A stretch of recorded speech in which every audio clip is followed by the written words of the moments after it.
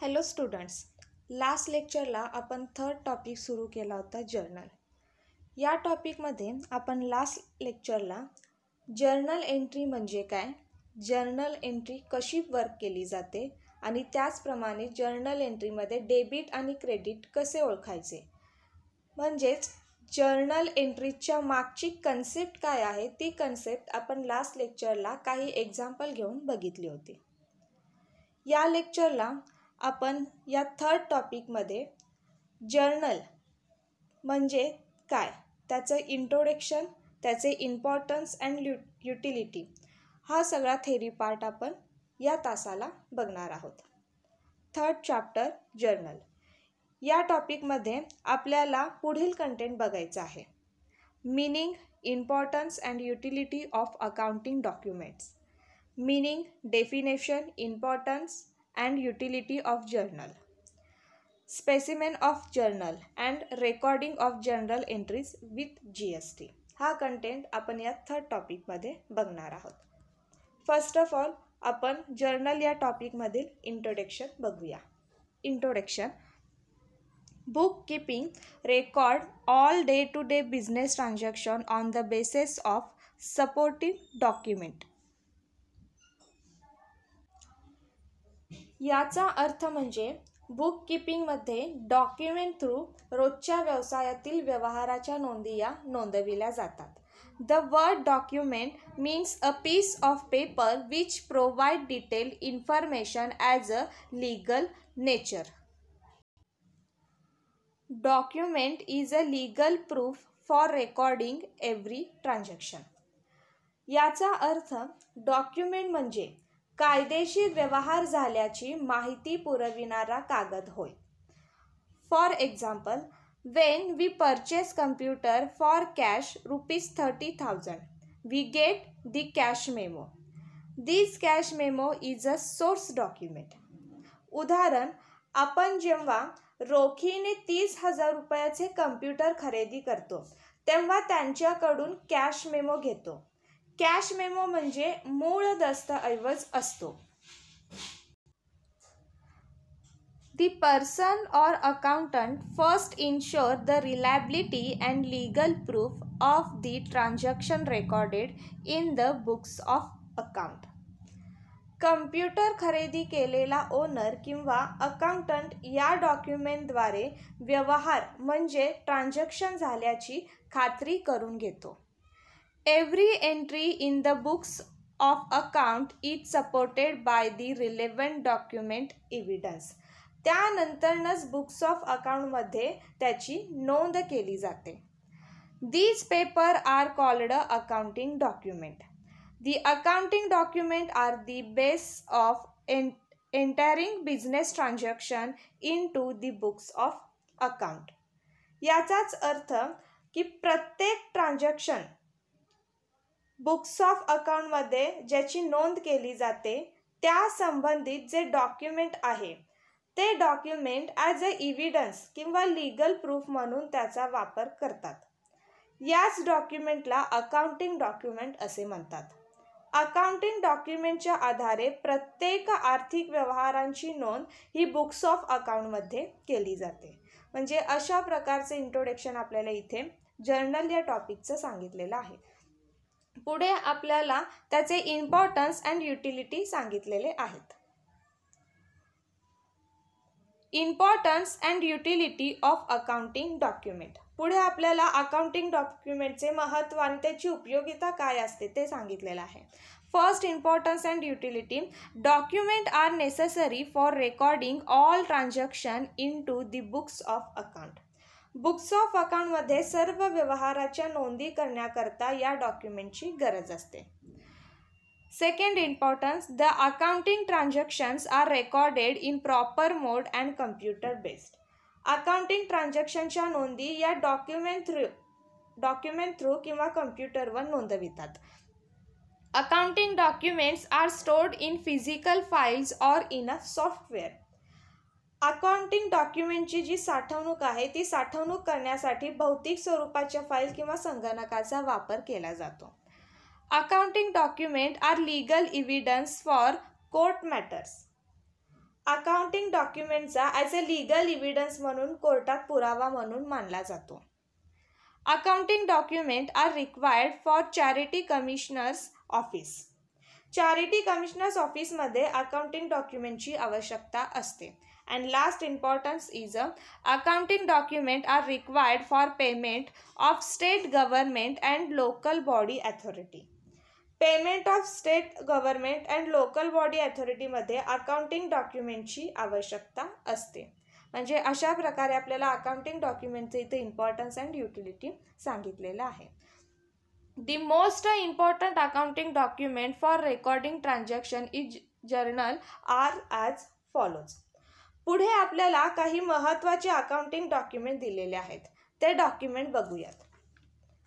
First document आपल्याला इथे पुढे काय दिलेलं आहे? Voucher. Voucher is a document that support a payment made by the businessman.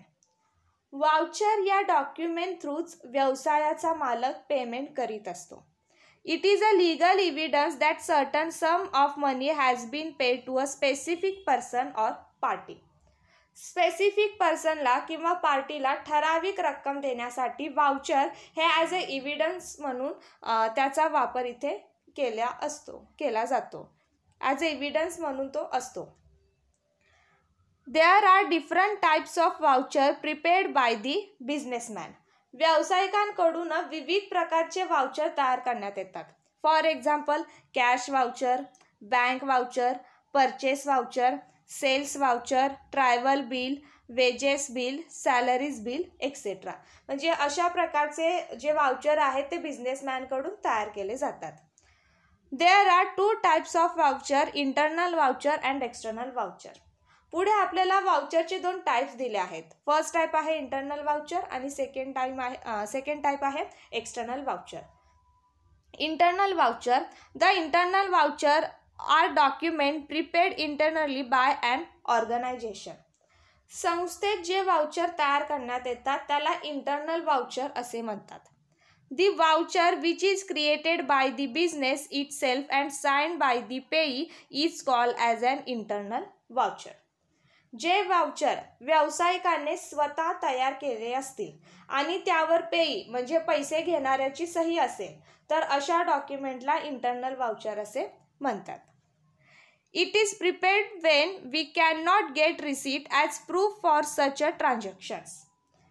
म्हणजेच काय की जेव्हा आपण एखाद्या व्यवहाराची पावती किंवा पुरावा सादर करू शकत नाही तेव्हा इंटरनल वाउचर तयार करण्यात येतात. फॉर एक्झाम्पल टॅक्सी फेअर म्हणजेच टॅक्सीचे भाडे, बस फेअर बस भाडे, ॲटो फेअर एक्सेट्रा म्हणजे ॲटो रिक्षाचे भाडे. म्हणजे यासाठी आपण काय करतो इंटरनल वाउचरचं इथे आपल्याला त्यांनी काही इथे एक्झाम्पल दिलेलं आहे. पुढे सेकंड वाउचरमधला सेकंड टाईप आपल्याला काय दिलेला आहे? External voucher. These voucher are document generated from outside the business. External voucher हे असे डॉक्युमेंट आहे की जो एखाद्या व्यवहारासाठी बाहेरील व्यक्ती किंवा संस्थेकडून प्राप्त होतो. It is a document received from an outside agency regarding the business transactions. For example tax invoice received from the seller for the purchase of goods or a stationery. म्हणजे विक्रेत्याकडून मालाची उधार खरेदी केल्यामुळे टॅक्स इनवाइस देतात. Receipt of electricity bill paid. त्याचप्रमाणे जर विजेचे बिल असेल तर त्यासाठी दिलं जातं debit note, credit note, cash memo. म्हणजे हे सगळे आपल्याला काय एक्सटर्नल वाउचरचे इथं एक्झाम्पल सांगितलेले आहे. Next journal voucher. Journal voucher is basic और original voucher on the basis of which the transaction should be journalise in a journal book. Journal voucher हे बेसिक किंवा ओरिजिनल दस्तऐवज वाउचर असून त्याच्या आधारे जर्नल बुकमध्ये ते जर्नलाइज केले जाते. म्हणजे अशा प्रकारे इथे आपल्याला वाउचरचे दोन टाईप सांगितलेले आहेत, इंटरनल वाउचर आणि एक्सटर्नल वाउचर. आणि त्यानंतर जर्नल वाउचरबद्दल आपल्याला इथे इन्फॉर्मेशन दिलेली आहे. नेक्स्ट पुढे आपल्याला स्पेसिमेन ऑफ जनरल वाउचर म्हणजे जर्नल वाउचर हे ॲक्च्युअलमध्ये कसं असतं त्याचा आपल्याला इथे त्यांनी फॉर्मॅट दिलेला आहे. Journal voucher name of the firm म्हणजे सर्वप्रथम इथे संस्थेचं नाव असतं. त्यानंतरनं वाउचर नंबर, किती नंबरचा वाउचर आहे त्या वाउचरचा नंबर असतो इथे. ट्रान्झॅक्शन नंबर, किती नंबरचं ट्रान्झॅक्शन आहे किंवा व्यवहार क्रमांक जे काय असेल ते तो नंबर तिथे मेन्शन केला जातो. आणि कधी वाउचर कधी देते त्याची डेट इथे मेन्शन केली जाते. Name of the debit account म्हणजे नावे होणाऱ्या खात्याचे नाव असते, म्हणजे ज्याला ते वाउचर द्यायचं आहे त्याचं नाव असतं. आणि नेम ऑफ क्रेडिट अकाउंट म्हणजे जमा होणाऱ्या खात्याचे नाव, म्हणजे नेम ऑफ डेबिट अकाउंट आणि नेम ऑफ क्रेडिट अकाउंट म्हणजे नावे होणाऱ्या खात्याचे नाव आणि जमा होणाऱ्या खात्याचे नाव असे इथे त्यांचे नावे असतात. आणि पुढे पर्टिक्युलर्स म्हणजे वाउचर हे कशासाठी देत आहे त्याचा एक तपशील इथे थोडक्यात असतो. आणि किती रुपयाचं आपण वाउचर देत आहे ती अमाऊंट इथे घेतली जाते. आणि या वाउचरमध्ये आपण किती अमाऊंट घेतलेली आहे इथे आपल्याला फिगर्समध्ये लिहावं लागतं, तर इथं आपल्याला इनवर्ड्समध्ये लिहावं लागतं. आणि त्यानंतर अप्रूव्ड बाय म्हणजेच इथे जो वाउचर पास करणार आहे त्याची सही असते. आणि जे अधिकारी अधिकृत म्हणजे ऑथराइज्डची इथं सही असते. आणि त्यानंतर जे हे वाउचर देतात त्यांची इथं साईन असते. म्हणजे अशा प्रकारे हा जर्नल वाउचर काय केला जातो, तयार केला जातो. म्हणजे अशा प्रकारे आपल्याला इथं काय केलेलं आहे, जर्नल वाउचरचं इथे फॉर्मॅट दिलेला आहे.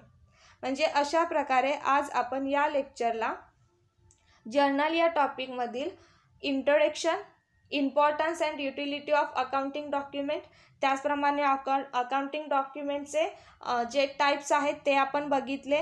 वाउचरमध्ये आपण त्याचे 2 टाईपचे वाउचर बघितले, इंटरनल वाउचर, एक्सटर्नल वाउचर आणि जर्नल वाउचर. आणि त्याचा आपण इथं स्पेसिमेन ऑफ जर्नल वाउचरचा इथं फॉर्मॅट बघितलेला आहे. म्हणजे अशा प्रकारची इन्फॉर्मेशन आज आपण या लेक्चरला बघितलेली आहे. नेक्स्ट लेक्चरला आपण नेक्स्ट कंटेंट बघूयात. Thank you for listening me.